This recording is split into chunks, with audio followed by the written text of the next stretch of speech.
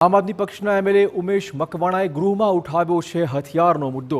ઉમેશ મકવાણાની હથિયારની અરજી નકારવામાં આવતા વિધાનસભામાં ચર્ચા થઈ। કલેક્ટરે બુટલેગર અને માફિયાઓને હથિયારના લાયસન્સ આપ્યા હોવાનો તેમણે આક્ષેપ મૂક્યો હતો। બોટાદ કલેક્ટરે આ વર્ષે 22 લોકોને લાયસન્સ આપ્યા આ કહેવું હતું ઉમેશ મકવાણાનું। મારા પર હુમલો થયો હોવા છતાં લાયસન્સ મને આપવામાં ન આવ્યું આ દાવો પણ તેમણે કર્યો હતો। બુટલેગર અને ડ્રગ્સ માફિયાઓને અપાય છે હથિયારના લાયસન્સ। મોટી રકમ લઈને હથિયારના લાયસન્સ અપાતા હોવાનો પણ તેમણે આક્ષેપ મૂક્યો હતો। એક વર્ષની અંદર 22 જેટલા પિસ્તોલ અને રિવોલ્વરના લાયસન્સ આપવામાં આવ્યા। એમાંથી મોટા ભાગના બુટલેગરો અસામાજિક તત્વોને મસ્ત મોટી રકમ લઈ અને લાયસન્સ આપવામાં આવ્યા છે।